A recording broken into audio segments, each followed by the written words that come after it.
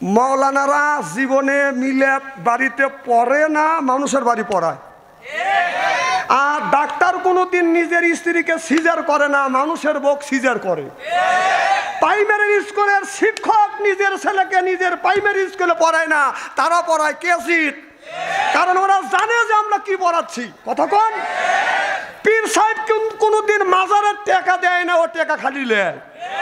আর পীরের বউ পীরের কাছে মুরিদ হয় না, ও জানে 1 নাম্বার লুচ্চ। কথা মানা না মানা আপনাদের ব্যাপার, সত্য কথা দিতেই হয়, স্বাভাবিক। আপনি দেখেন, আমার থেকে শুরু করে দেখেন, আমার বই আমার হুজুর মানে না, যে তুমি কয় নাম্বার হুজুর আমি তোমাকে ভালো করেছি। সব মানুষের বোর কাছে ধরা খাওয়া, যেখানে যত মাস্তানি আর বাহাদুরি দেখাও, বোর কাছে বাহাদুরি ধরা খাওয়া। কথা কর না কে আমার ভাইরা, আমার বন্ধুগণ, আমার ভালো করে লক্ষ্য করে শুনুন। আপনার ওই যে ভারতের মধ্যে একটা গায়ক ছিলেন, নাম হলো নকুল কুমার। এই নকুল কুমার ভারতের বড় বড় হিন্দুদের পণ্ডিতদের ডেকে ডেকে বললো যে তোমরা যেই গ্রন্থের কথা বলো, টিভি টপ রামায়ণ মহাভারত গীতে যা পড়িয়া পড়িয়া বিশ্বের মানুষ হয়ে গেছে তিতে। কথা কন, এই যে টিভি টপ রামায়ণ মহাভারত, এদের কোনো মাদ্রাসায় নাই, এদের কোনো বিশ্ববিদ্যালয় নাই, কিন্তু মুসলমানের মাদ্রাসা আছে, কওমি মাদ্রাসা আছে, আলিয়া মাদ্রাসা আছে, সিনিয়র মাদ্রাসা আছে, দাওরা মাদ্রাসা আছে, টাইটেল মাদ্রাসা আছে, এরপরে হেফজ মাদ্রাসা আছে, নুরানি মাদ্রাসা আছে। তোমরা যে হিন্দু বড়াই করো, তোমাদের তো কোনো মাদ্রাসা নাই। কি কোন আছে? হিন্দুদের কোনো মাদ্রাসা নাই। তোমরা যে বইগুলি লেখছো, এটা হলো মানুষ রচিত বই, 100 বছরকার আগেকার বই।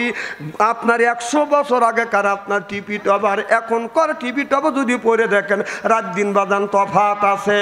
100 বছর আগেরকার গীতে আর এখনকার গীতা যদি পড়ে দেখা যায়, 100 বছরকার আগেকার গীতের সাথে এখনকার গীতের কোনো মিল নাই। 100 বছর আগেকার মহাভারত আর এখনকার মহাভারতের মধ্যে বাদান কোনো বেশ কম নাই।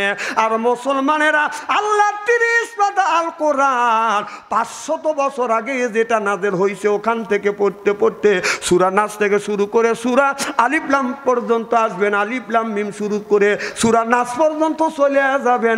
100 বছর আগেকার যেই কোরআনটা আছে আর এখনকার কোরআনের জের জবর পেছনো তা জজমের বুল দরবার ক্ষমতা পৃথিবীর মানুষের নাই। সিল্লেখান আল্লাহু আকবার। ভারতের বড় বড় পণ্ডিত ঠাকুররা কয়, নকুল কুমার তুমি কি আমাদের বিপক্ষে যাচ্ছ? বলে না, বিপক্ষে যাই না, আমি হিন্দুর ঘরে জন্ম নিয়েছি, কিন্তু আমি হিন্দু থাকবো, কিন্তু হক কথা তো আমার বলতেই হবে। এই যে হিন্দুদের গ্রন্থ তাম পৃথিবীর আগুন ধরে যদি পুড়ে যায়, আপনার একটা হাফেজও নাই, টিভি টপের হাফেজ নাই, মহাভারতের হাফেজ নাই, গীতের হাফেজ নাই, এরপরে রামায়ণের হাফেজ নাই। আপুরিয়ে গেলে সঠিকভাবে গ্রন্থটা তৈরি করতে পারবে না। আর মুসলমানের তামাম পৃথিবীর কোরআন যদি পড়া দেওয়া যায়, এই পৃথিবীতে লক্ষ লক্ষ হাফেজ আছে, কারি আছে, মাওলানা আছে, মুফাসসির আছে, আগেকার মতো গ্রন্থ আবার তৈরি করিবে। সিল্লেখান আল্লাহু আকবার। যদি আগুন লেগে ধ্বংস হয় ভাই পৃথিবীর বইয়ের দোকান, বিশ্ব থেকে হারাবে না পবিত্র কোরআন। বলুন, বিশ্ব থেকে হারাবে না। ও যে আগুন লেগে ধ্বংস হয় ভাই যদি পৃথিবীর বইয়ের দোকান, এই যে বিশ্ব থেকে হারাবে না পবিত্র কোরআন। ও বলুন, বিশ্ব থেকে। জবান বন্ধ করে রাখেন না, জবান বন্ধ করে রাখলে আল্লাহ মৃত্যুর সময় প্যারালাইসিস দিবে। এই যে বিশ্ব থেকে হারাবে না কোরআন, ভাই বিশ্ব থেকে হারাবে না। কোরআন ধ্বংস হবে যদি আগুনে রইতে, লক্ষ লক্ষ থাকবে বেঁচে কোরআনের হাফেজ। আল্লাহু আকবার। ও তারা সবাইবে আসমানি কোরআন, ও তারা সবাই আসমানি গ্রন্থ রাখবে রব্বুল আলামিনের নাম, বিশ্ব থেকে হারাবে না কোরআন, বলুন বিশ্ব থেকে হারাবে না। ওই যে পাকিস্তানের জিয়া হলো এক্সিডেন্টে ভাই, ওই যে বিমানপুরে ছাই হইল কোরআন পড়ে নাই। আল্লাহু আকবার। এ যে বিশ্ব নবীর সাধনা দর, এ যে বিশ্ব নবীর, আমার বিশ্ব নবীর সাধনা দর রব্বুল আলামিনের নাম, বিশ্ব থেকে হারাবে না কোরআন, বলুন বিশ্ব থেকে হারাবে না পবিত্র কোরআন। আল্লাহু আকবার। আমার ভাইরা, আমার এমন একটা গ্রন্থ আল্লাহ আমাদের কাছে দিয়েছে, এই গ্রন্থ আল্লাহর নবীর কাছে যখন পাঠালেন, ইয়া রাসূলুল্লাহ, ইয়া হাবিবাল্লাহ, এই গ্রন্থটা আপনার কাছে পাঠাইছি গো নবীজি, আপনি মানুষের কাছে বলুন, ও দুনিয়ার মানুষেরা, তোমরা এই কোরআনটা গিরিব করে ধরো, কোরআন পড়ো, কোরআন দিয়ে যদি জীবন গড়াইতে পারো, এই জীবনটা গড়তে গড়তে গড়তে গড়তে একদিন জান্নাতুল ফেরদাউস পর্যন্ত পৌঁছে যাবে। আল্লাহ নবী বললেন, ও দুনিয়ার মানুষেরা, আমি আল্লাহ আমি নবী দুইটা জিনিস রেখে গেলাম, একটা হলো আল্লাহর কোরআন, একটা হলো আমি রসুল, আমার সুন্নাত, আমার হাদিস। সুবহানাল্লাহ। তোমাদের জীবন নামে গাড়িটা এই দুইটা জিনিসের উপরে রাখতো, একটা হাদিসের উপরে আর একটা কোরআনের উপরে। যেমন এ যুবক,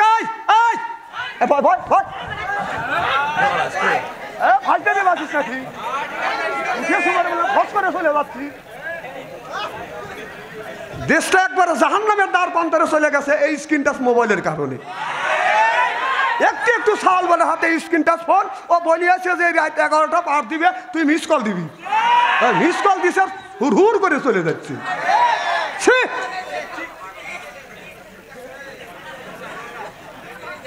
না না, এই মাহফিল থেকে তোমার যাওয়ার কি দরকার পড়ছে? আমার মাহফিলে আসা যাওয়া যায় না, চলে যাবে তো প্যান খুলে রাখবো। হেলু মনে করছো নাকি, তাই না? রাত 11টার পরে তুলে দিয়ে কিভাবে টুক করে চলে যাচ্ছে। মারহাবা কর। কি জন্য বলতেছিলাম? না না না, আল্লাহ নবী বলে দুইটা জিনিস রাখলাম, একটা আল্লাহর কোরআন, আমি নবী আমার হাদিস। সুবহানাল্লাহ কর। এই যে আপনাদের টাঙ্গাইল জেলার থেকে যখন একটা ট্রেন গাড়ি ছাড়িয়ে দেয়, দুইটা ছেলের উপরে দুইটা চাক্কা রাখা, দুইটা ছেলের উপরে দুইটা চাক্কা দেয়, এই রেলগাড়িটা চলতে চলতে চলতে চলতে একদিন আপনার ঢাকা কমলা পীর স্টেশন পর্যন্ত পৌঁছা যাবে। আল্লাহর নবী বললেন, ও দুনিয়ার মানুষেরা, আমার উম্মতেরা, তোমাদের জীবন নামে গাড়িতে দুইটা জিনিসের উপরে তুলে দেবে, একটা হাদিস আর একটা কোরআনের উপরে তুলে দিয়ে এই জীবন নামে গাড়িটা চালাইতে যদি পারো, এই জীবন নামে গাড়িটা চলতে চলতে একদিন জান্নাতুল ফেরদাউস পর্যন্ত পৌঁছে যাবে। সাবধানে করিও ড্রাইভারি, মানুষ গাড়ি চলতে গেলে, মানুষ গাড়ি চলতে গেলে গইরা দেন না পড়ি, সাবধানে করিও ড্রাইভারি, মানুষ সাবধানে করিও ড্রাইভারি। নামাজ পড়ো, রোজা রাখো, কলমা করো সার, নবীজির কলমা পড়িয়া হইয়া যাইবে পারে মানুষ, হইয়া যাইবে পার। তুমি শক্ত করিয়া ধরো সিয়ারিং, তুমি শক্ত করিয়া ধরো সিয়ারিং, গইরা দেন না পড়ি, সাবধানে করিও ড্রাইভারি। চিল্লে বলুন ঠিক কিনা? খুবই খারাপ লাগতেছে। চলবে তো, চলাবই, চলালে দেখলে কি। আজকে আইসি যখন হয় জীবনে আসতেও পারি না পারি, কিন্তু জীবনের শেষ ওয়াজ আজ টাঙ্গাইলবাসী শুনে দেবো।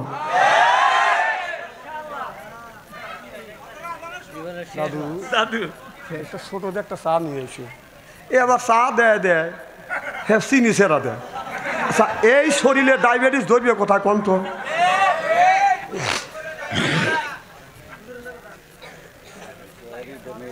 আমার ভাইয়েরা, আমার এ মুসলমান ভাইয়েরা, আল্লাহর হাবিবের বিম্মাতেরা ভালো করে লক্ষ্য করে শুনো, রাসূল বলেছে ইয়ার ফলিন বিদ্যা উঠে যাবে, একসুরুল জাহিল জাহিলিত অবস্থিত হবে। সেই অবস্থা আল্লাহ, সেই অবস্থা কিন্তু বাংলার জমিনে হয়ে গেছে।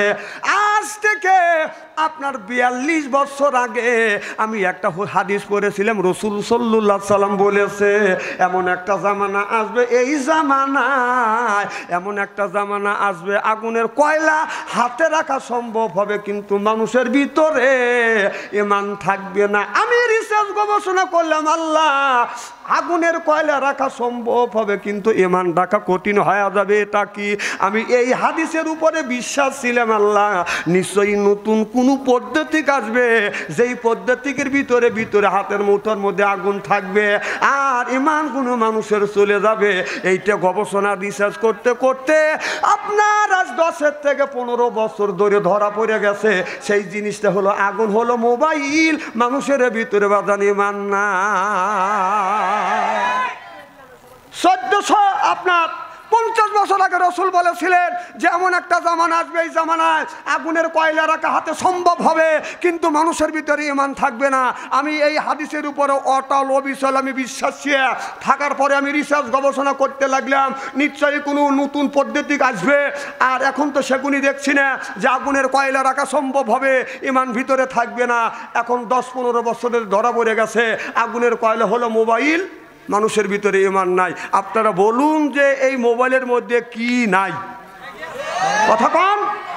প্রেম প্রীতির জ্বালা, মোবাইলের মেলা, এখন আর চিঠি লেখা লাগে না। ছেলে সারারা জাগিয়া ফোনে কথা বলিয়া লেখা পড়াই আমি আর ভালো লাগে না, লেখা পড়া ছেলের ভালো লাগে না।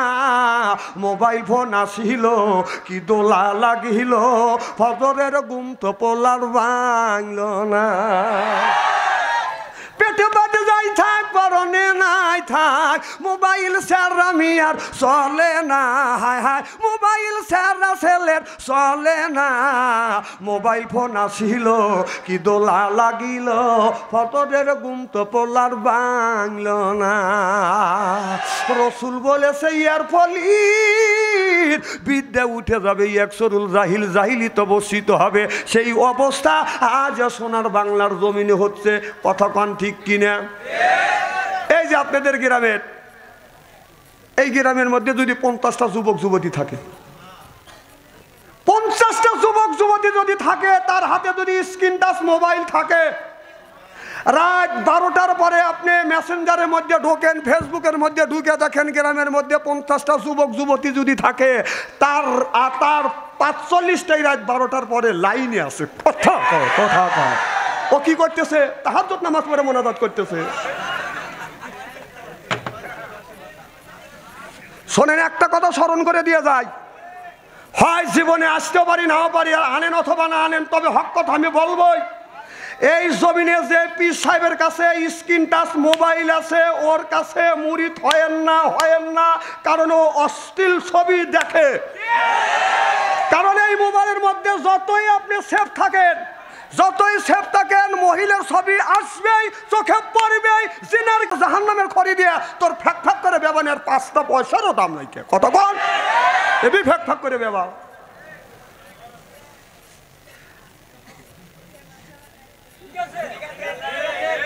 হযরত ইব্রাহিম আলাইহিস সালাম আল্লাহর কাছে বললেন রব্বি হাবলি মিনাস সলিহিন, আল্লাহ একটা নেক বেটা দাও। আল্লাহ একটা নেক বেটা দান করছে হযরত ইসমাঈল আলাইহিস সালাম। আল্লাহ বললেন বন্ধু আমার কাছে তুমি নেক বেটা চাইলে, আল্লাহ জবাব দিলেন ফাবাশারনাহু বিগোলামিন হালিম। আল্লাহ বলে বন্ধু রে, তুমি একটা নেক সন্তান চাইলে আমি আল্লাহ গোলামিন এমন একটা গোলাম দান করবো রে বন্ধু। ও বন্ধু, আমি একটা পুত্র সন্তান একটা গোলাম দান করবো। সুবহানাল্লাহ। কোন জাকারিয়া আলাইহিস সালাম আল্লাহর কাছে ছেলে চাইছে, আর আমাদের দেশের নবী রাসূলরা আল্লাহর কাছে সন্তান চাইছে, ছেলে চাইছে, মেয়ে চাইছে, টাকা চাইছে, পয়সা চাইছে, বউ চাইছে, সব কিছু আল্লাহর কাছে চাইছে। আর আমাদের দেশের মানুষেরা আল্লাহর কাছে চায় না, এরা চায় যাওয়াদান মাজারের কাছে যা ছেলে চায়, মাজার কাছে যা একটা বেটা দে রে বাবা, দে রে বাবা, মিনতি তোমার দরবারে। কথা কন না খা ও বাবা, দরবারে গেলে পারে মাটির হানকে লিয়া দৌড় পারে, একটু চিনি কম হইলে কিলা বিলির দুম পারে রে বাবা। জোরকন ঠিক কিনা? আল্লাহ রসুল্লাহ তো কোন নবী রাসূল বেটা বিড়ি চাইছে কার কাছে চাইছে? আর আমরা চাই মাজারে যাওয়া বাবার কাছে। শোনেন একটা কথা, শোনেন, মাওলানারা জীবনে মিলে বাড়িতে পড়ে না, মানুষের বাড়ি পড়ায়। আর ডাক্তার কোনোদিন নিজের স্ত্রীকে সিজার করে না, মানুষের বউ সিজার করে।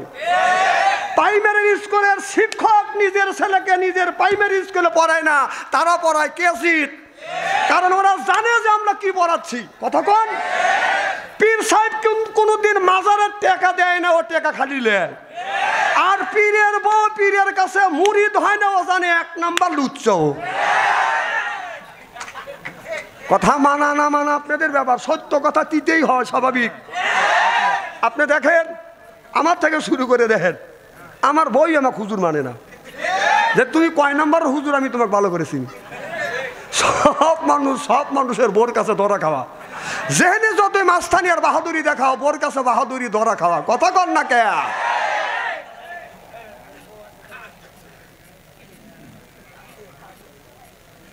আসলে মানে কি, একটা কথা অল রাইট বলবো না, সব রাইট, ঠিক।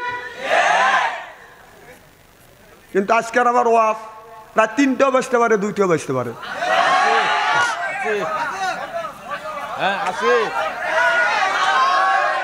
আলহামদুলিল্লাহ, ঠিক আছে, থাকে। আমার ভাইয়ের, আমার মুসলমান ভাইরে, আল্লাহর হাবিবের উম্মতেরা ভালো করে লক্ষ্য করে শুনুন। আল্লাহর নবী আখিরি জামানার পয়গাম্বর মুহাম্মদুর রাসূলুল্লাহ সাল্লাল্লাহু আলাইহি ওয়াসাল্লাম যখন কলমার দাওয়াত দিতে লাগলেন, আবু জেহেল বলে, বাতিজে বাপ দাদা ধর্মের মুখে তুমি সুনকালি মারলে, নতুন ধর্ম পেশ করে যাচ্ছ রে বাতিজে। বাপ দাদার ধর্মের মুখে সুনকালি মাইরো না, নতুন ধর্ম পেশ করো না। আল্লাহ নবী বলে, চাচা না না, এটা কোনো মানুষ রচিত ধর্ম না, এটা হলো আল্লাহর পক্ষ থেকে ধর্মটা আল্লাহ আমার কাছে পাঠাইছে। কোন আল্লাহু আকবার। আমার নবী দিনের দাওয়াত যখন দিয়ে দিলেন, আল্লাহ বললেন, কুরআন এমন কোন বিষয় নাই কোরআন কারিমের মধ্যে তুলে ধরা হয় নাই। সমাজের আদালত, রাষ্ট্রের আদালত, পারিবারিক আদালত, স্বামী স্ত্রী আদালত, সকল কিছু, সব বিষয় আল্লাহ কোরআনের মধ্যে তুলে ধরছে। সুবহানাল্লাহ। আল্লাহর নবী যখন কলেমার দাওয়াত দেয়, আবু জেহেল যখন আল্লাহর নবী যখন কোরআনের দাওয়াত ছাইড়িয়া দেয় না, আবু জেহেল তার জাতীয় সংসদ সদস্যদের নিয়ে একটা পরামর্শ করলেন, কি করা যায়, মুহাম্মদ সাল্লাল্লাহু আলাইহি সাল্লাম কিভাবে মারা যায়। ওরা চিন্তায় আর ভাবনা আপনার করিয়ে, আপনার রাস্তার পাশে যেই রাস্তা দিয়ে আমার নবী হসর রসর যাইতো, সবসময় যাতায়াত করতো, যখন আপনাদের বাড়ি হলো এইটা, এই বাড়ির মানুষেরা সবসময় এই রাস্তা দিনের মধ্যে বাদান কম করে হলো 10 বার 15 বার যায়, দরকার ঠিক কিনা। আল্লাহর নবী সেই রাস্তা দিয়ে কোন যায়, আবু জেহেল বুদ্ধি করলো, ওই জায়গা আমরা কূপ কাটবো, কূপ কাটিয়ে কিছু তক্তা দিয়ে, আপনার তক্তা দিয়ে সমান করে পরিষ্কার করে রাখবো। মুহাম্মদ সাল্লাল্লাহু আলাইহি সাল্লাম যখন ওই আপনার ওই জায়গা পা দিবে, ওই খালের মধ্যে, কূপের মধ্যে পড়ে যাবে। আমরা সব মানুষ বড় বড় পাথর নিয়ে রাখবো, ইটার পাটকেল নিয়ে বসে থাকবো। মুহাম্মদ সাল্লাল্লাহু আলাইহি সাল্লাম আপনারা যখন গর্তের মধ্যে, কূপের মধ্যে পড়ে যাবে, মুহাম্মদকে পাথর মেরে দুনিয়া থেকে বিদায় করে দিব। জোরকান নাউজুবিল্লাহ। এটা আবু জেহেল এলাকার বড় বড় নেতা নিয়ে তারা এই পরামর্শ করলো, এই মুহাম্মদকে যদি শেষ করে দেওয়া যায় আর লা ইলাহা ইল্লাল্লাহর কলমা কোনোদিন দাওয়াত দিতে পারবে না, এই জমিনে ইসলাম প্রতিষ্ঠিত করবার চেষ্টা করবে, ইসলাম আর প্রতিষ্ঠিত হবে না। যিনি এই কোরআনের দাওয়াত দিবে তাকেই যদি শেষ করে দেওয়া যায়, এই জমিনে কলমার দাওয়াত দেওয়ার মতো কোনো লোক থাকবে না। আমি একটা কথা বলবো, আমার ইদানিং একটা বদলাম হয়ে গেছে, বলবো কি? ইদানিং আমার বদনাম হচ্ছে, সেইটা হলো আমার মাহফিলে আসিয়া যারা জমে তারা কিন্তু বেশি দিন বাঁচে না। আগে তাই সাবধান করে দিচ্ছে, আমার মাহফিলে এসে যারা জমবে কিছুদিন পরে মারা যাবে, আর কমিটি লোকে বলবে যে বাদশা আনসারিক নিয়ে এসেছিল বেচারা জালসায় লোকটা জুম ছিল বেচারা মারা গেছে। এই দোষ কিন্তু কমিটির মাথার উপরে আমার গায়ে চাপাইতে পারবেন না। যে জমেন আর যা করেন হিসাব করে জমেন, সাবধান করে দিচ্ছি। হ্যাঁ না না, আগে বলে দিয়ে গেলাম। সে জমতেছে, লাফা উঠছি, মরবে তো কেউ চায় না। মারহাবা কর। আবু জেহেল বলল সন্ধ্যার সময় পাথর নিয়ে এই যে কূপ কাটছে, কূপ কাটিয়ে কূপের পাশে বাদান আপনার জঙ্গল আছে, বন আছে, আপনার ভিটে আছে, ওই জায়গা আপনার কেউ বাদান পাহাড় পাথর নিয়ে নিয়ে বাদান বসে আছে। আর সব আপনি তারা বলল, তার কর্মীরা বলল, নেতা সাহেব মুহাম্মদ সাল্লাল্লাহু আলাইহি সাল্লামকে যে আমরা মারতে যাব, আমরা একা যাব না, আপনাদেরও যাইতে হবে। কথা কন। নেতা বলতেছে, নেতা আপনি অর্ডার দিয়ে বাড়িতে বসে থাকবেন, আর আমরা যা মুহাম্মদ সাল্লাল্লাহু আলাইহি সাল্লামকে মারবো আমরা তা পারবো না, আমাদের সাথে আগে আগে যাইতে হবে। কথা কন। আমাদের দেশে নিয়ম হলো বলে যে হরতাল করো, মিছিল করো। নেতারা এইগুলো বলে, নেতা কেউ থাকে বিদেশে, কেউ থাকে ঘরে বসে। আমাদের যারা রিক্সা চালা খায়, ভ্যান চালা খায়, কামলা বিক্রি করে খায়, তারা মিছিল করবে, যা দরা খায়, বাড়ি খায়। ওর ছেলে একটু মার খায় না, দরাও খায় না। জোরকন ঠিক কিনা? নেতারা অর্ডার দিয়ে ঘরে বসে থাকে, তাও দরজা দিয়ে যায় কারা? আমার ছেলে আপনার ছেলে যা মার খায় একবারে তাকে লাটা ভালা দেয়। এই যে উনি পলা চলে গেছে কোথায়, যে 13ই অক্টোবরে 13ই নভেম্বরে তোমরা লকডাউন দাও। ওর নেত্রীও নাই, নেতাও নাই। কে গেছে কারা? কামলা বিক্রি করে খায়, ছোট একটা পানের দোকান দিয়ে খায়, পুরোনো কাপড়ের দোকান দিয়ে খায়। সেই যা সেই জয় বাংলা কইছে বাইরে করে গোসা ভালাইছি। না না, তুমি একটা দল করো, সমর্থন করো, ভালো। তো তোর নেতাও নাই, তোর নেত্রীও নাই, কোন বিবেকে তুই যে গেলি যে বাড়িতে খাবি, এই বাড়িতে কোনো জীবন উঠে রাখবে? আর ঢোকার সাথে সাথে একটা কেস হলেও 10টা কেস পরে পাওয়া যায়। না না, জায়গা না হলে কেমন হবে? যদি সন্ধ্যার সময় তুলে দিতে 10টায়, এ মাতেই লোক ধরতো না, ঘুমে থাকা নিয়ে আসতাম। আচ্ছা, মাঝখানে জায়গা আছে, আর দাঁড়ানোর লোকই থাকে আলাদা। ওরা বাইর থেকে নিয়ত করে আছে যে আমরা দাঁড়া থাকবো। আমি ওখানে জানি তো। আজ 32 বছরকার অভিজ্ঞ, একবারে ভ্যালু মনে করেন না, বয়স একবারে কম না, 62 বছর বয়স। এই হাত দিয়ে কত মানুষের জানাজার নামাজ পড়াইছি, গোসল করাইছি, মাটি দিছি। চ্যাংরা মানুষ বুড়ো হয়ে গেছি, আর নাই 200 বছর বয়সে থাকবো। এই যে হাসি দিয়ে উড়ে দিবে। আগেকার মানুষ 4000 বছর, 4500 বছর বাঁচছে। 200 বছর তো বছরই না। আল্লাহ যদি 200 বছর হায়াত দেয়, আপনাদের অসুবিধা আছে না? অসুবিধা থাকে তাহলে থাক। বাবা, আপনারা রাজনীতি করেন, একটা দলের সমর্থন করেন, আমার দুঃখ নাই। তো তোমার নেতা নাই, নেত্রী নেই, ওরা অনটা হুকুম দিল, আর তোমরা যা মার খাচ্ছ, আর ও তো আগেই আসবে না। কথা কন। এই জন্য যারা দল করেন, সমর্থন করেন, আমার আপত্তি নেই। আপনার পায়ের নিচে হাত দেখে অনুরোধ করি, আপনার ভাও বুঝা পা ফেলেন। দেশের অবস্থা বেশি ভালো না, লাফালাফি করবে চান না। লাফালাফি যদি করতে হয়, বলে যে তুই বিদেশ থেকে আয়, তুই আগে যা, পরে আমরা তোর পিছ পিছ আছি। হ্যাঁ, ওনারা অর্ডার দিয়ে ওনার ওখানে থাকবে, মার খাওয়ার সময় আমরা খাবো। আচ্ছা, আমি আপনাদের পক্ষে কথা বললাম না বিপক্ষে কথা বললাম? আপনি সে দলই করে, হ্যাঁ, ভিতরে এসে বসেন। মারহাবা, একটু জোরে কর। আমার ভাইয়ের আমার, এবার আবু জেহেল আপনার একটা কূপ কাটছে, কূপের মধ্যে বাদান কাটা দিছে, আর বলল নেতা সাহেব আমরা পাথর মারবো, কিন্তু আমাদের সাথেও থাকতে হবে। আবু জেহেল বলল ঠিক আছে থাকবো। আরে শিক্ষা ওখান থেকে গ্রহণ করো। আবু জাহেলের সময় তো রাজনীতি করছে, আবু জাহেল নেতা ছিলেন, জনগণকে নিয়ে গেছে, নেতা আবু জাহেল সাথে সাথে গেছে।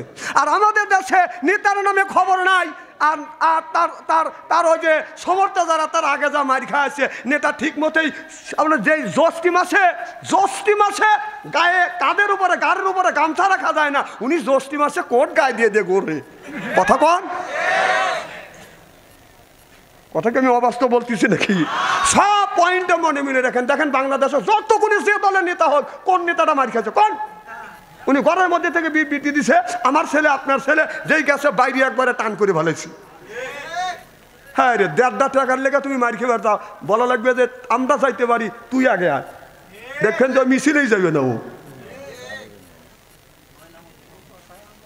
খারাপ লাগতেছে মনে হয়, তাই না? মার হবা কর। আবু জাহেলের কর্মীরা বললে আমরা যেতে পারি, আপনারা থাকা লাগবে। হৃদয় লাগতেছে না?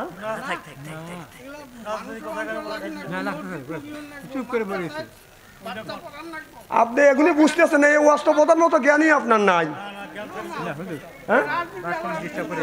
এটাকে রাজনীতি বলতেছি আমি? আবু জাহেল যা করছে সেটা করতেছি। আচ্ছা এখানে আচ্ছা আপনারা বলেন এটা কি রাজনীতি হচ্ছে? হায় রে, কথা বোঝার মতো জ্ঞান নাই। শোনেন, একদিন আমাকে একজন বলতেছে, দাঁড়ান, একদিন কবরস্থানের মাহফিলে গেছে, দাঁড়ান শোনেন, কবরস্থানের মাহফিলে গেছে, আমাকে বলতেছে হুজুর কবরের স্থানের ওয়াজ করেন। কম কি ওয়াজ? কয় বাপ দাদা কবরের মধ্যে শুয়ে আছে, তারা কোন অবস্থা আছে, কি হালাতে আছে, সেই ওয়াজটা করেন। আমার আগে একটা বক্তা ওয়াজ করলো, এত সুন্দর ওয়াজ করলো, আত্মা বলে গেল, আমিও ওয়াজ জানি না। তাই আমাকে বলতেছে হুজুর এই ওয়াজ ভালো লাগতেছে না। কম কে? আপনি ওয়াজ করেন বাপ দাদা কবরের মধ্যে কি করতেছে সেই ওয়াজটা করেন। আমি বললাম তোর বাপ দাদা যদি ভালো কাজ করে থাকে কবর জান্নাতের পরিণতি হয়েছে, আর যদি খারাপ কাজ করে থাকে বাটাম ফাটা দিয়েছে। দুনিয়াতে কবরের মধ্যে কবরে কি ওয়াজ আছে? কবরের ওয়াজ যদি কবরে বাঁচতে চাইলে দুনিয়া আমল করা লাগবে। কথা কর না কে? নামাজ পড়া লাগবে, রোজার কথা রাখা লাগবে। আমি নামাজের কথা বলি নাই, যে নামাজের কথা 80 থেকে 82 টাকা বলছে। আচ্ছা ওনার কথাই আমি ওয়াজ গুঁড়ো দিয়ে ওনার পক্ষে চলে গেলাম। আবার যদি আবার গায়ে লাগে তখন কেউ নিষেধ করতে পারবে না, টান দিয়ে আপনাকে সামনে দেবো, তাফসীর করা লাগবে। এই দেখেন আল্লাহ কি করবে। কারণ এনে হাফেজ কারি মাওলানা আছে, আল্লাহ নামাজের কথা 80 থেকে 82 টাকা বললেন। ওয়াকিমুস সালাহ, নামাজ কায়েম করো, তু যাকাত আদায় করো, কুতিবা আলাইকুমুস সিয়াম, রমজান মাস আসলে রোজা রাখো। কথা কার? তাহলে নামাজের কথা 80 থেকে 82 টাকা বললেন, নামাজ কায়েম করো। যাকাতের কথা 30 টাকা। রমজান মাসে রোজার কথা কুতিবা আলাইকুমুস সিয়াম, রমজান মাস আসলে রোজা রাখো, একটা জায়গা বলছে। আর কান্নার কথা আল্লাহ কোরআনের মধ্যে বলেছে ফালিয়া দাহাকু কালিলা ওয়ালিয়াবকু কাসিরা। কথা কাট। তাহলে আল্লাহ নামাজের কথা 80 থেকে 82 জায়গা, যাকাতের কথা 30 জায়গা, রমজান মাসে রোজার কথা 1 জায়গা, আর কান্নার কথা 1 জায়গা বলেছে। দিন প্রতিষ্ঠিত করবার কথা আল্লাহ কোরআনের মধ্যে ডাইরেক্ট ইনডাইরেক্ট দিন প্রতিষ্ঠিত করবার কথা ডাইরেক্ট ইনডাইরেক্ট 903 জায়গা আল্লাহ বলছে। সুবহানাল্লাহ, জোরে কর। তাহলে নামাজের কথা 30 জায়গা 82 জায়গা বললেন, যাকাতের কথা 30 জায়গা বললেন, কান্নার কথা 1 জায়গা বললেন, রোজার কথা 1 জায়গা বললেন, আর দিন প্রতিষ্ঠিত করবার কথা ডাইরেক্ট ইনডাইরেক্ট 903 জায়গা বলছে। কোন? নামাজ যেমন ফরজ, রোজা যেমন ফরজ, দিন প্রতিষ্ঠিত করা খালি ফরজ না, ফরজ আইন। কি ভাই কথা কি অবস্থা বলছি? তাহলে এখন যদি আমি বলি রাজনীতি চলে যাবেনি, আমি তো ওটা ছাড়িয়ে দিছি। বলেন বলেন, আপনি বলে যান।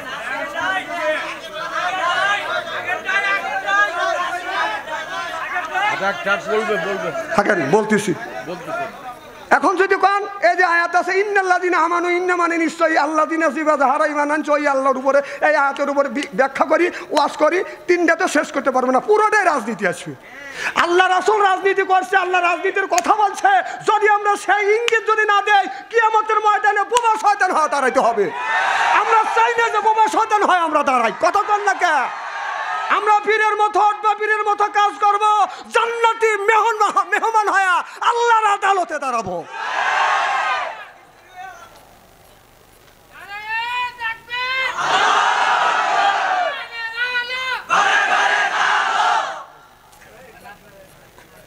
আবু জাহেল তার কর্মী নিয়ে নেতা সহ আবু জাহেল কর্মী নিয়ে বাদান বসে আছে, পাথর নিয়ে বসে আছে। মুহাম্মদুর রাসূলুল্লাহ সাল্লাল্লাহু আলাইহি ওয়াসাল্লাম যখন এই রাস্তা দিয়ে যাবে, কূপের মধ্যে পড়ার সাথে সাথে ইট পাথর মারিয়া রসুলকে দুনিয়ার থেকে বিদায় করে দিবে। আল্লাহ বললেন, আবু জাহেল তুমি চক্রান্ত করছো আমার নবীকে মারবার জন্য। আমি আল্লাহ আমার বন্ধুর সাথে রয়া গেছি। সব মানুষের চোখের মধ্যে আল্লাহ তন্দা দিয়ে দিলেন। আপনার ওই রাত 10টার থেকে রাত 3টা পর্যন্ত অপেক্ষা করতেছে, ফজর আজান পর্যন্ত অপেক্ষা করতেছে, ঝুমতেছে, কারোর চোখে তন্দা আসছে, ঘুমাইছে। কই এইরকম করে জমে? কেউ এরকম করে জমে? আবু জেহেলের চোখে আল্লাহ ঘুম দেয় নাই। আল্লাহ নবী ওই রাস্তা দিয়ে আসতেছে, ফজরের নামাজ পড়বার জন্য যাচ্ছে। এমন সময় কূপের সামনে যখন পড়ে গেছে, আল্লাহ বলে, জিবরাইল তাড়াতাড়ি যা, আমার বন্ধুর কাছে যা, বন্ধুকে বলো সামনের দিকে যেন পা না ফেলে। জিবরাইল আলাইহিস সালাম এসে হাজির হয়ে গেল। মুহাম্মদ হায় গিবনা গোপ্তা টানা গোপ্তা জিবরাইল, জিবরাইল হাই গিবনা গোপ্তা টানা গোপ্তা রব্বুল জলিল। আল্লাহু আকবার। নবী গো, আপনার পা সামনের দিকে ফেলেন না। যদি ফেলেন, এখানে কূপ আছে, আপনি কূপের মধ্যে পড়বে না। আবু জেহেল কূপ কেটে রাখছে গো নবীজি, আপনাকে কূপের মধ্যে পড়ার সাথে সাথে ইট পাথর মারিয়ে শেষ করে দিবে। নবী গো, আপনি একটু ডান দিয়ে একটু ঘুরিয়ে যান। আল্লাহর নবী ঘুরিয়ে গেছে। আবু জেহেল লক্ষ্য করে দেখছে মুহাম্মদ সাল্লাল্লাহু আলাইহি সাল্লাম তো ওই কূপের মধ্যে পড়ল না। আবু জেহেল চিন্তা করছে মুহাম্মদকে টাইনিয়ে ধরিয়ে নেই এই কূপের মধ্যে ভালা দেবো। এই বলে দৌড় দিছে, কূপের মধ্যে আবু জেহেল পড়ে গেছে। সুবহানাল্লাহ। যেই বলছে ওমা যখন কইছে, সব মানুষ কেউ জুমতেছে, দান্ডায় আছে, পড়ার সাথে সাথে পাথর মারবে। ভাবছে মুহাম্মদ সাল্লাল্লাহু আলাইহি সাল্লাম পড়ছে, আবু জেহেল পড়ছে, এটা তো জানে না। ওরা যাইয়া পাথর মারছে, বৃষ্টির মতো পাথর মারতেছে। কয় মাইরো না, মাইরো না, কূপের মধ্যে আমি পড়ি নাই, কূপের মধ্যে পড়ছে মুহাম্মদ, কূপের মধ্যে মুহাম্মদ পড়ে নাই, আমি দি তোমাদের নেতা আবু জেহেল। আল্লাহু আকবার। আল্লাহকে আমার বন্ধুকে কূপের মধ্যে ভালো মারবি? দেখ, তুই যে কূপ কাটছিস, সেই কূপের মধ্যে তোকে ভালাইলাম। সুবহানাল্লাহ। এটা জোরে কর। আবু জেহেল বলল, কূপের মধ্যে থেকে উঠো, 20 হাত যদি রশি লাগে বা দেন রশি দেয়, 25 হাত না যাই পরে, 5 হাত না যাই পরে, 25 হাত আপনার রশি যদি লাগে, আপনার 25 হাত দেয়, আরো 5 হাত না যাই পরে, 30 হাত যদি রশি লাগে, 30 হাত দেয়, 35 হাত না যাই পরে। এইভাবে যত রশি দেয় ততই আবু জেহেল্লা কূপের মধ্যে খালি নিচে পড়িয়া যায়। আবু জেহেল্লা বলল, তোমরা 100 হাত কাপড় আপনার রশি দিয়ে আমাকে কূপের মধ্যে থেকে উঠাইতে পারবে না। তাড়াতাড়ি যা, মুহাম্মদ সাল্লাল্লাহু আলাইহি সাল্লামের কাছে যা। মুহাম্মদ যতক্ষণ পর্যন্ত না আসবে, আমাকে কেউ কূপ থেকে উঠাইতে পারবে না। দৌড়ে আমার নবীর কাছে যা, বলে, ইয়া রাসূলুল্লাহ, ইয়া হাবিবাল্লাহ, আপনার পাড়া প্রতিবাসী, আপনার বংশের চাচা, নবীর আপন চাচা না বংশীয় চাচা, তাড়াতাড়ি যা। ও নবীজি, আপনি তাড়াতাড়ি চলেন, আপনার চাচা আবু জেহেল্লা কূপের মধ্যে পড়ে গেছে। আমার নবী দৌড়া আসলেন, বাদন অহংকার করলেন না, গর্ব করলেন না। যেই নবীকে মারার জন্য কূপ কাটলেন, বিপদে পড়ছে, সেই নবী কূপের পাশে এসে হাজির হয়ে গেছে। সুবহানাল্লাহ। আর আমরা যদি সুযোগ পাইতাম, হ্যাঁ, ওই আমাকে বেকাতে ভালো, ও বেকাতে বসে মরুক, কথা কন না। না, এই বাস্তবের সাথে মিল করে ধরলে আপনারা তো চুলকনি ওঠে করতে গিয়ে, হ্যাঁ, কথা বলবো, কথা বাস্তবের সাথে মিল করে যদি না বলি তাহলে কি বুঝবেন? গুগুমলে আলো চাল খায়। সেই দিন গেছে, জাকারিয়া আলাইহিস সালাম গাছের মধ্যে ঢুকছে, জাকিরে নবীকে গাছ সহ কেটে ফেলছে। এই ওয়াজ করে মানুষকে আল্লাহ রাস্তা আনা যাবে না, এটা অন্যায়, এটা করা যাবে না, এটা ন্যায়, এটা করতেই হবে। ন্যায়ের পক্ষে কথা বলতে গেলে জেল খাটা দরকার হলে জেল খাটবো, জরিমানা দেওয়া দরকার হলে জরিমানা দেব, প্রয়োজন হলে ফাঁসির মঞ্চে উঠবো, বাতিলের সাথে অবস্থায়। চিল্লা কোন ঠিক কিনা?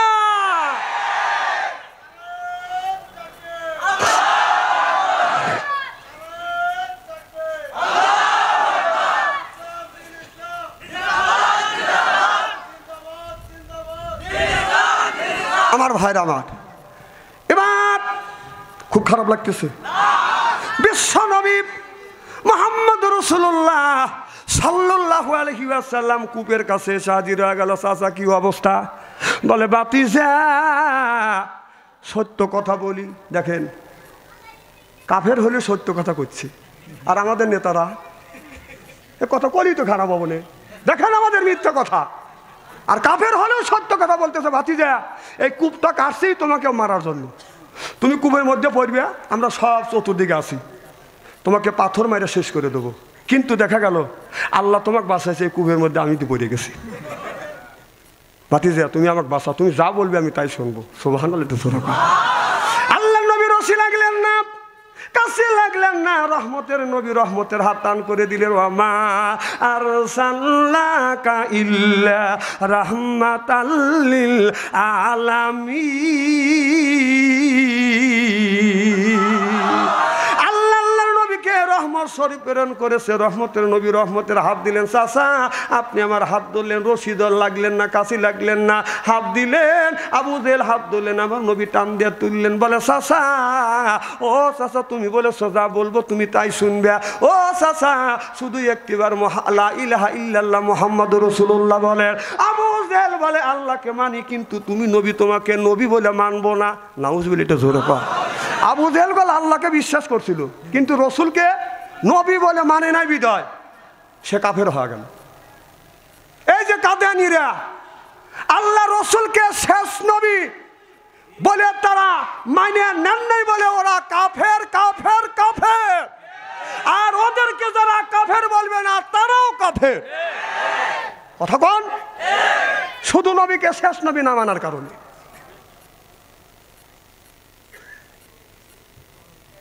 আবু জেহেল বলল ভাতিজা, আবু জেহেল বলল ভাতিজা তোমার আল্লাহকে মানি, কিন্তু তোমাকে নবী বলে আমি মানবো না। নাউজুবিল্লাহ।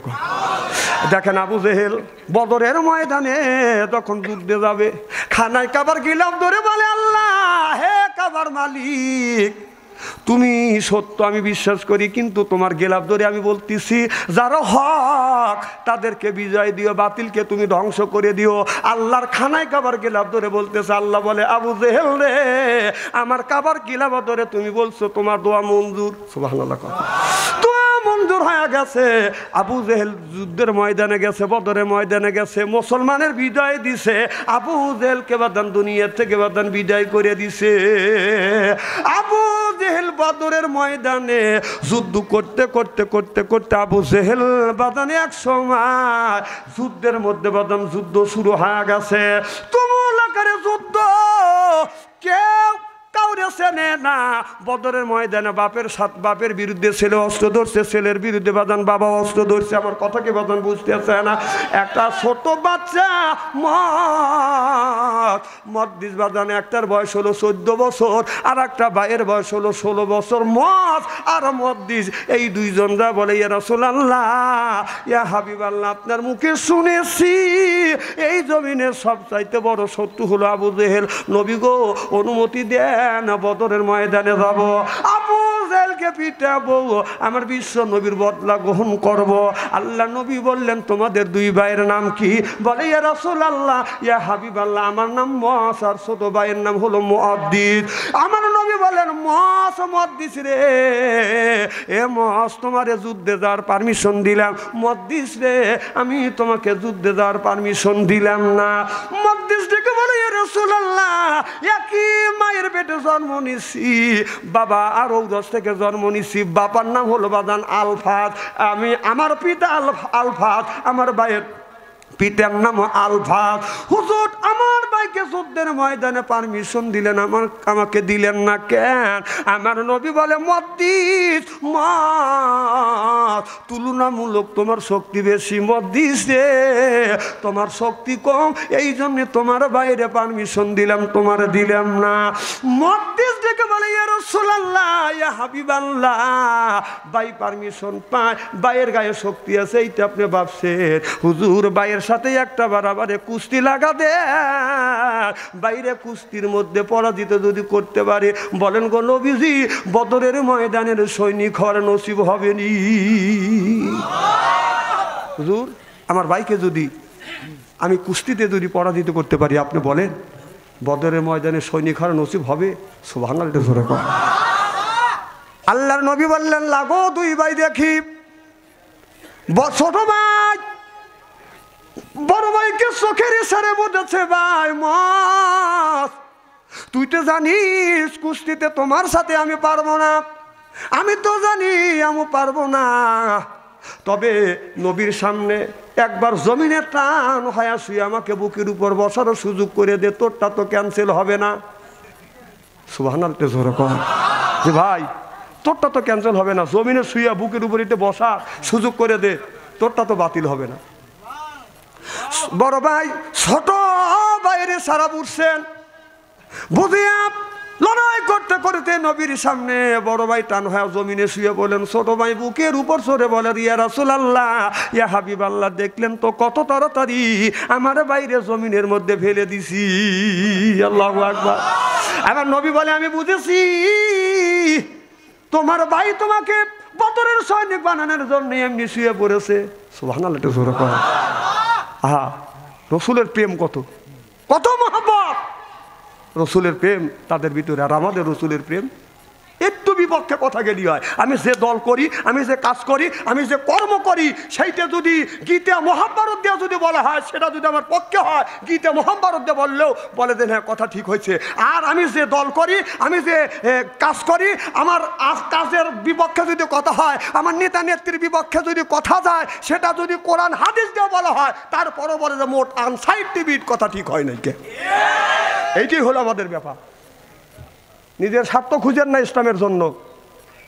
আমরা দোজখে যাওয়ার জন্য রাজনীতির কথা বলি না, যতটুকু কোরআনের মধ্যে আছে তার চাইতে 100 ভাগের 1 আনা ভাগও বলি না। আমরা রাজনীতির কথা বলি কোরআনের মধ্যে আছে দেখেই দোজখে যাবেন লেগে রাজনীতির কথা বলি। আমরা নামাজ পড়ি দোজখের লাগে, রাত জেগে জেগে তাহাজ্জুদ পড়ি দোজখের লাগে।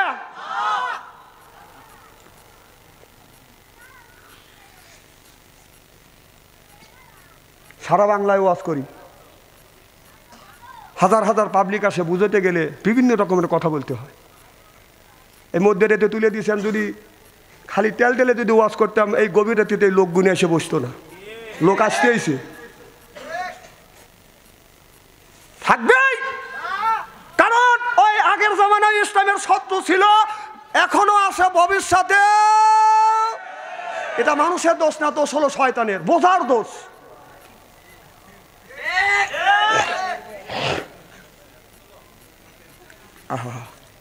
আমার ভাইরা, আমার দুই ভাই পারবি সাল্লাইয়া বদরের ময়দানে যাবে। নবী গো অস্ত্র নাই। আমার নবী বললেন, ওই যে 2টা খেজুরের ডাল দেখা যায় এতটুকু এতটুকু, আল্লাহ রসুল বললেন খেজুরের ডাল নিয়ে আস। রসুল সাল্লাল্লাহু আলাইহি সাল্লাম খেজুরের ডাল হাতে নিয়ে থুতু মোবারক লাগা দিলেন।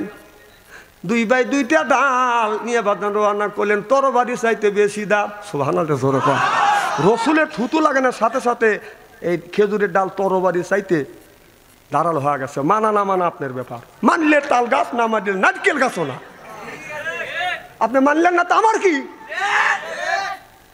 খেজুরের ডাল দিয়ে তরবারি বানাইয়া যুদ্ধ করে কাফেরদেরকে দুনিয়ার থেকে দূরীচ্ছাদ করে দিছে। সুবহানাল্লাহ জোরে কর। আপনি যদি কন দেন আমি মানি না, না মানলে আমার কি? আমার ভাইরা, আমার যুদ্ধ শুরু হয়ে গেছে তুমুল আকারে। এবার নবীর এক সাহাবীর কাছে যা বলতেছে, চাচা আপনারা মদিনার মানুষ, আবু জেহেলকে চেনেন? আমরা 2 ভাই চিনি না, একটা বার আবু জেহেল কোনটা দেখাইয়া দেন। এবার আব্দুর রহমান বিন আউফ বলে, ভাতিজা আমরা মদিনার, আমরা মক্কার মানুষ, আবু জেহেলের সাথে যুদ্ধ করতে আমরা সাহস পাই না, আর তোমরা ছোট ছোট 2 ভাই আবু জেহেলকে দিয়ে কি করবে?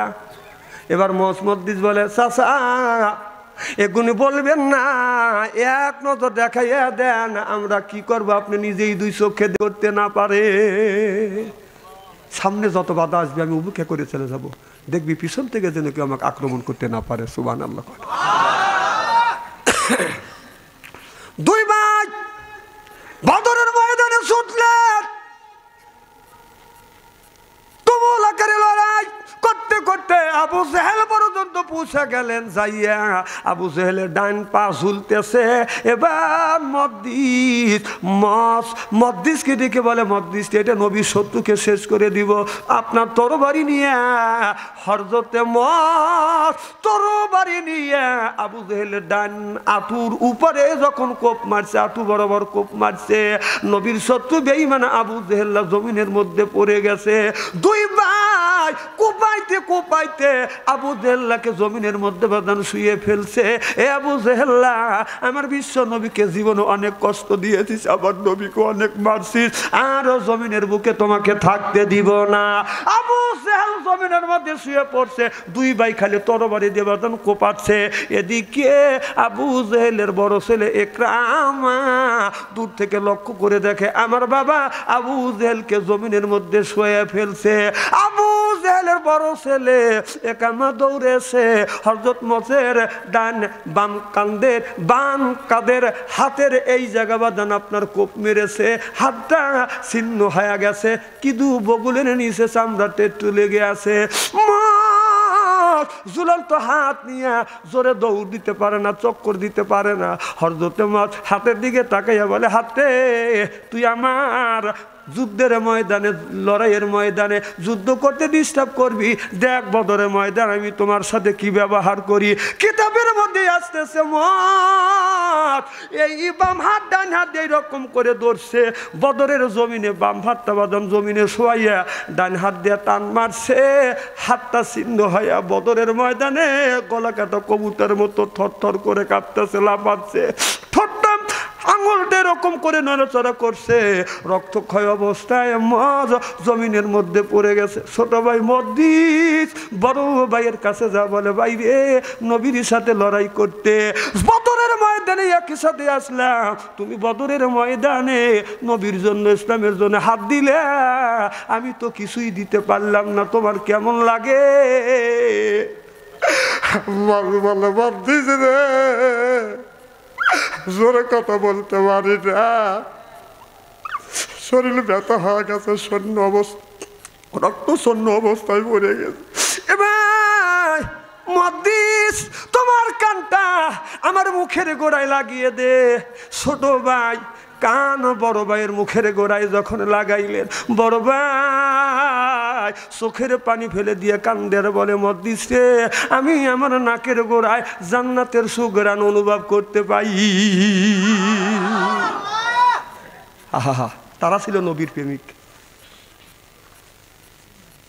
তাদের মুখে আশেকে রসুল শোভা পায়। তোমার আমার মুখে আশেকে রসুল শোভা পায় না, একটু হলেই যদি আমার বিপক্ষে যায় আর সেটা তোমার কাছে ভালো লাগে না। তারাই ছিল আশেকে রসুল। আমার ভাইরা, আমার মুসলমান ভাইরা, টাঙ্গাইল জেলার যুবকেরা, মুরব্বীরা ভালো করে লক্ষ্য করে শুনুন, আমলে নিয়েতে শুনতে হবে। এবার হযরতে মদ্দিস বড় ভাই মসকে দেখে বলে, ভাই মস রে এখন কি তোমার মনে কিছু চাই বলো, মৃত্যুর আগে আমি তোমার আবদার পুরো করব। বড় ভাই মস দেখে বলে, মদ্দিস রে আমার মনে কিছু চাই না, পানির দরকার নাই, তবে আমি যদি মরে যাই আমার বিশ্ব নবীর কাছে যাও, তুমি সালাম দিয়ার বলিও, নবী গো আমার ভাই আপনার প্রেমে পড়িয়ে ইসলামের জন্য আপনার জন্য নিজের জীবনটা কোরবান করে দিয়েছে। আমি যদি মরে যাই আমার লাশটা আবার বিশ্ব নবীর কাছে নিয়ে যাও। এবার হযরতে মুআজ দুনিয়ার থেকে বিদায় হয়ে গেল। ছোট ভাই বদরের ময়দানে যুদ্ধে যখন মুসলমান বিজয় হয়ে গেল, ছোট ভাই বড় ভাইকে কাঁধে করে আল্লাহ রসুলের কাছে নিয়ে গেলেন। নবী গো তাকিয়ে দেখে, এটা হলো আমার বড় ভাই হযরতে মুআজ। নবীজি আমার ভাই মৃত্যুর আগে বলে গিয়েছে, নবীজি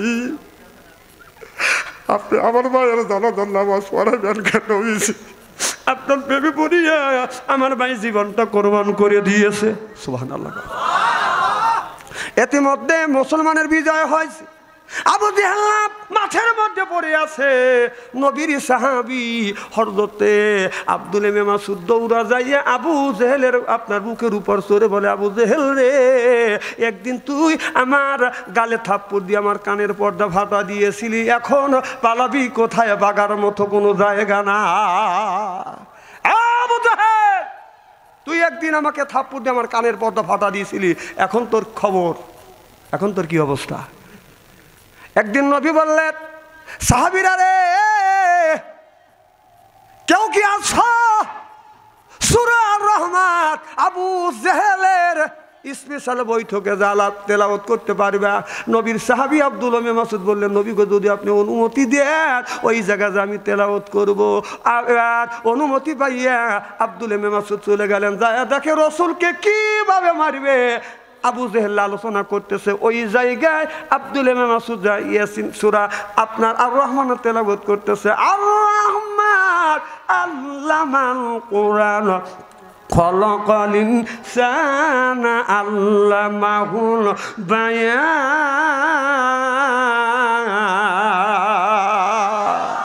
তেলাওয়াত করতেছে। আবু জেহেলের সঙ্গরা বলে, নেতা সাহেব, ও নেতা সাহেব, দেখেন এত বড় সাহস, আপনার মজলিসে এসে স্পেশাল বৈঠকে এসে কোরআন তেলাওয়াত করে অনুমতি দেন, ওরে সাইজ করে ফেলবো। আবু জেহেল বলে, তোমাদের সাইজ করতে হবে না, আমি দেখো কি করব।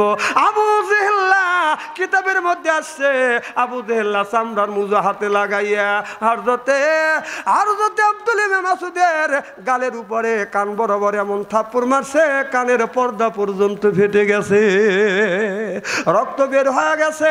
আবার যেতে নবীর সাহাবী কানের উপরে হাত নিয়ে রাসূলের দিকে আগা যাচ্ছে। আমার নবী লক্ষ্য করে দেখে আব্দুল ইবনে মাসউদ কানের উপর হাত। আল্লাহর নবী দূর থেকে দেখে বলে, আব্দুল ইবনে মাসউদ রে, কি হয়েছে? আব্দুল ইবনে মাসউদ বলে, নবী গো, কানে কিছু শুনতে পাচ্ছি না। ও নবীজি, আবু জেহেলের স্পেশাল বৈঠকে যাইয়া সূরা রহমান তিলাওয়াত করছি, বেঈমান আমার গালে থাপ্পড় মারছে, আমার কানের পর্দা ফেটে গেছে, নবী গো, আমি কোনো কিছুই শুনতে পাচ্ছি না। নবীর সাহাবী কান্দে, আমার নবী কান্দে। এমন সময় জিবরাইল আলাইহিস সালাম এসে হাজির হয়ে গেলেন। মুহাম্মদ হায় গেবনা গোপ্তা তানা গুপ্তা, জিবরাইল হায় গেবনা গোপ্তা তানা গোপ্তা রব্বুল জলিল। আল্লাহু আকবার। নবী কান্দে, সাহাবী কান্দে, জিবরাইল আসিয়া মুস্কি মুস্কি হাসতেছে। আমার নবী বললেন, ফেরেশতা জিবরাইল, যেই জায়গা আমার সাহাবীর কানের পর্দা নাই, যেই জায়গা সাহাবী কান্দে, আমি নবী নিজে কান্দি, উচিত ছিল কান্দার বৈঠকে তোমার কান্না, কিন্তু তা না কাঁদিয়া উল্টা কেন তুমি হাসতেছো? সাহাবী বলে, ইয়া রাসূল, এবার জিবরাইল আলাইহিস সালাম বলে, নবী গো, এই জায়গা বলবো না, মক্কা থেকে হিজরত করে মদিনায় গেলে আপনি নিজেই টের পাবেন, কান্দার বৈঠকে নিজে না কান্দে উল্টো কেন হাসি। সুবহানাল্লাহ। সেই আব্দুল ইবনে মাসউদ আবু জেহেলের বুকের উপর সরে বলে, রে বেঈমান, আমার কানের পর্দা ফাটা দিয়েছিলি, আজকে তোর খাতের নাই।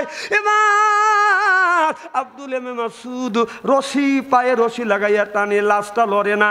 এরপরে বাজান আপনার লড়ে না, এরপরে আপনার চুল ধরে ধরে টানে, বাজান মাথা লড়ে না, লাশ লড়ে না, ব্যাপার কি, এত ওজন কেন? এবার আব্দুল ইবনে মাসউদ বলল, তাহলে কানের মধ্যে রশি ঢুকাইয়া এই কান দিয়ে বাজান বের করিয়া আপনার রশি লাগাইয়া কান ধরে টান দেয়, লাশটা লড়ে, চুলে ধরে টানলে লাশ লড়ে না। সুবহানাল্লাহ। এর কারণ হলো ওই যে আব্দুল ইবনে মাসউদকে থাপ্পড় দিয়া কানের পর্দা ফাটা দিয়েছিল, আল্লাহ এটার বদলা নিয়ে ছাড়লো। আল্লাহ বলে, রে আব্দুল ইবনে মাসউদ, পায়ে রশি লাগাইয়া টানলে লাশ লড়বে না, চুলে ধরে টানলে লড়বে না, কানের সাথেই কানের যোগাযোগ। এবার কানে রশি লাগাইয়া আমার নবীর দরবারে নিয়ে বাজান হাজির করে দিয়ে, ইয়া রাসূলুল্লাহ, মক্কার মধ্যে যেই আপনাকে বেশি কষ্ট দিয়েছে, ও নবীজি, সেই আবু জেহেলকে ডেকে টেনে নিয়ে আসছি। আল্লাহ নবী বললেন, দেখি যাইয়া আবু জেহেলের লাশের দিকে তাকাইয়া মুস্কি মুস্কি হাসি দিছে। ওই সময় জিবরাইল আলাইহিস সালাম এসে বলে, ইয়া রাসূলুল্লাহ, ইয়া হাবিবাল্লাহ, ওই মক্কায় আবু জেহেল আপনার সাহাবীর কানের পর্দা ফাটিয়ে দিয়েছিল থাপ্পড় দিয়ে। ওই জায়গা আপনি কাঁদলেন, সাহাবী কাঁদলেন, ওই অনুষ্ঠানে আমি যাই হাজির, ওই জায়গা না কান্দা উল্টো আমি হেসেছি। ও নবীজি, আজকে আমি জানি আল্লাহ জানা দিয়েছে একদিন হযরতে আব্দুল মাসউদ আবু জেহেলের কানের মধ্যে রশি লাগাইয়া টাইনা টাইনা উত্তর মতন টাইনা আপনার দরবারে হাজির করবে, এটা আমি জানি। এই জন্যই ওই জায়গা না কেঁদে আমি হেসেছি। আজকের আমার মুখের হাসি আর মদিনার মুখের হাসি, দুই হাসের মিল আসেনি। চিল্লাকান আল্লাহু আকবার। আপনি যদি কাউরে মারার জন্য ষড়যন্ত্র করেন, আপনি একদিন মরবেন। আপনি কাউকে বিনে অপরাধে যদি ফাঁসির দড়ি গলায় পরা, আপনার গলায় ফাঁসির দড়ি পড়িবে পড়িবে পড়িবে। মিল আছে তো?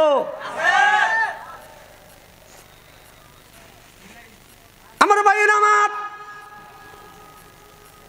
মুসলমান ভাইয়েরা, আল্লাহর হাবিবের উম্মতেরা, আল্লাহর নবী মুসা আলাইহিস সালাম বলল, রে ও আল্লাহ বললে মুসা রে। মুসা আলাইহিস সালাম বলে, আল্লাহ তুমি তোমার বান্দার কি পছন্দ করো? মুসা আল্লাহ বললেন, পছন্দ করি বান্দার গায়ে রক্ত। সুবহানাল্লাহ। এই যে মাদ্রাসা, এখানে যদি আলেম দেন, ছেলেকে যদি মাদ্রাসা দেন, ছেলে যদি আলেম হয়, হাফেজ হয়, কিয়ামতের ময়দানে আল্লাহ বলবে, আলেম রে যা জান্নাতে যা। আলেম ছেলে, হাফেজ ছেলে, আপনার জান্নাতের যখন আল্লাহ টিকিট দিবে, টিকিটটা হাতে নিয়ে জান্নাতের দরজার পাশে দাঁড়াইয়া ঘুরিয়া দাঁড়াইবে। আল্লাহ কয়, বান্দা তোমাকে আমি জান্নাতের টিকিট দিলাম। হাফেজ বলবে, আল্লাহ আমার মা বাবা আমাকে হাফেজ বানাইছে, মা বাবাকে জান্নাতে না দেওয়া পর্যন্ত তোমার জান্নাতে আমি যাব না। তুমি টিকিট দিছ, তোমার টিকিট তুমি নাও। সুবহানাল্লাহ, এটা জোরে কর। মা কষ্ট করে আলেম বানাইছে, হাফেজ বানাইছে, মা বাবাকে রাখিয়ে আমি জান্নাতে যাব না, তোমার টিকিট নাও। আল্লাহ কয়, বান্দা আমি দিতে জানি নিতে জানি না। যারে ফেরেশতা যা হাসরের ময়দানে দেখ আমার বান্দার, আমার হাফেজ বান্দার মা বাবা কই ডেকে নিয়ে আসো। মা বাবাকে ফেরেশতা ডেকে আনবে, ওই হাফেজের কাছে দিবে। হাফেজ ছেলেটা মা বাবাকে দরিয়া জান্নাতের মধ্যে ঢুকা দিয়ে আবার দরজার পাশে দাঁড়াবে। আল্লাহ কয়, রে বান্দা, মা চালি মা পালি, বাবা চালি বাবা দিলে, কেন এখন জান্নাতে যাও না? এবার হাফেজ বলবে, আল্লাহ যেই বাড়ি আমি খানা পিনা করে মানুষ খুঁজছি, লেখাপড়া করছি, কোরআন তেলাওয়াত করছি, আমার জাগিরদারের স্ত্রী আর জাগিরদারকে যদি না দাও রে আল্লাহ, আমি তোমার জান্নাতে যাব না, তোমার টিকিট তুমি নাও।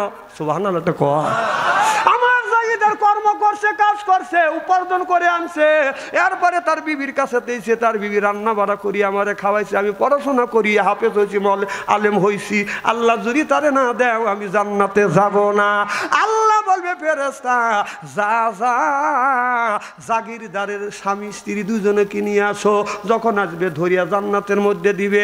আল্লাহ কয়, বান্দা তুমি কেন জান্নাতে ঢোকো না? বলে, আল্লাহ মাদ্রাসা তৈরি করবার জন্য যারা টাকা দিছে, পয়সা দিছে, ওদেরকে যদি না দাও আমি হাফেজ জান্নাতে যাব না। আল্লাহ বলবে, যারা একেবারে লাস্টে আল্লাহ বলবে, যারা টাকা পয়সা দিয়ে এই নবীর মাদ্রাসাকে তৈরি করেছে, তাদেরকে হাফেজের সাথে জান্নাত যাওয়ার অনুমতি দিয়ে দিলে।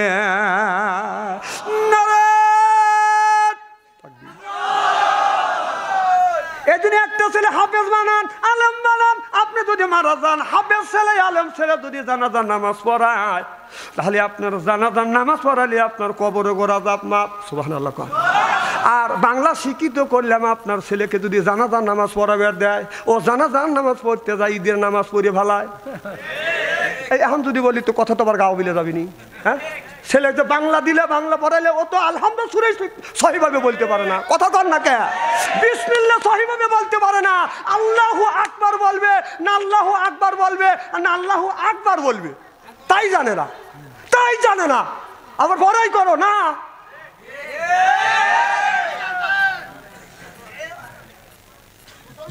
ভাগ্য পুড়িয়ে যাবে, ভাগ্য পুড়িয়ে যাবে আলেমদের সাথে বেয়াদবি করলে। এই দুনিয়ার থেকে, সৃষ্টির থেকে পর্যন্ত আলেমদের সাথে যারা বেয়াদবি করছে তারা ধ্বংস হয়েছে, ধ্বংস হয়েছে। ফাজলামি করেন না আলেমদের সাথে। এই হাত দিয়ে কোরআন শরীফ ধরি, হাদিস পড়ি, এই হাতের সাথে আল্লাহর রহমতের হাত যোগ আছে। ওই যে মুসা আলাইহিস সালাম একদিনকে শিশু তো, ফেরাউন আসিয়া কোলে নিয়ে চুমো দিচ্ছে। ফেরাউন কয় দাও আমি একটু চুমো খাই। ও কোলে নিয়ে চুমো দিবে। আল্লাহ কয় ফেরাউন খবরদার চুমো দিস না, এটা কিন্তু কাঠ খেবো নষ্ট, চুমো দিবি তো মরবি। চুমো দেওয়ার সাথে সাথে বাঁচতে হবে, তোর দাউস খোদাইগিরি সব তছনছ করে ফেলবি। ফেরাউন শোনে নাই, মুখের সাথে মুখ লাগে চুমো দিবে।